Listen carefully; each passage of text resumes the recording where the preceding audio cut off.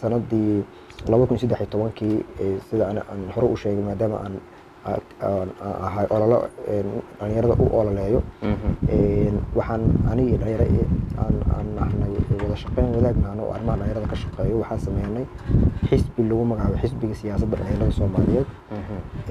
xagga kale luqadda kale markii loo eego la yiraahdo Somali Youth Political Party oo SYPP loo soo gaabiyo xisbigaasi waxaa ku guuleysanay alxamdulillah waqtigaasi 2013 ilaa iyo hadda taan 2019 Febraayo ayaan waxaan qaadanay shahaadada xisbiga waxaan ka mid nahnay ku dhawaad kontakka xisbi ee dalka ka diiwaan gashan aniga gudoomiye u ah marka waxa ay dheer hadda mas'uuliyadda xildhibaannimada iyo wasiirnimada wasiir ku-xigeenka Hirshabeelle inaan ahay gudoomiyaha xisbiga siyaasadda dhalinyarada Soomaaliyeed oo aan dhalinyarada Soomaaliyeed oo dalka iyo dibaddiisa ku noolba aan ku matalayno siyaasadda guud insha Allah waxaan rajaynaynaa sanadda 2021 qof iyo cod markay noqoto hadduu Ilaahay yiraahdo inaan ku tartanno xisbiga siyaasadda dhalinyarada Soomaaliyeed waan rajaynaynaa inaan guulo fara badan aan kusoo hoyi doono heer qaranna aan u gudbi doono hadduu Ilaahay yiraahdo waayahay dhalinyarada hadda aad tilmaantay aad gudoomiyaha aad xisbigooda ka tahay xillimeen la asaasay waxaa la asaasay 2013 muddo 6 sano ayaa hadda aan hawshaasi aan wadnaa xisbigana sidan aan hadda hadalkayga hore ku jirtaba waxa uu shahaadada rasmiga ku meel gaarka xisbiyada ku meel gaarka oo dalka laga diiwaangeliyay ka mid noqday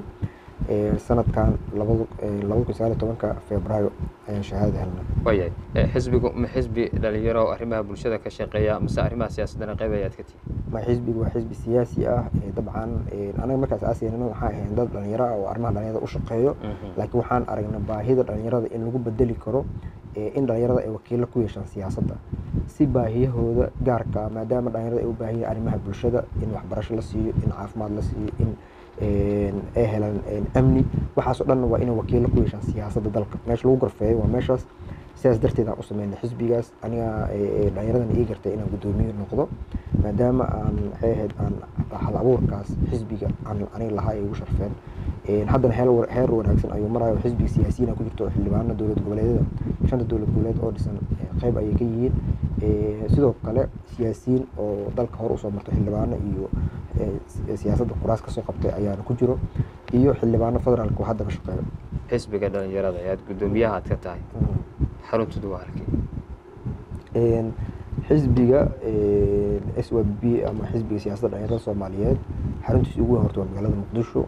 degmada Hodan xaafadda Taleex ayuu xaruntiisa ku taalaa dhalinyarada Soomaaliyeed Muqdisho ku nool iyo ama gobolada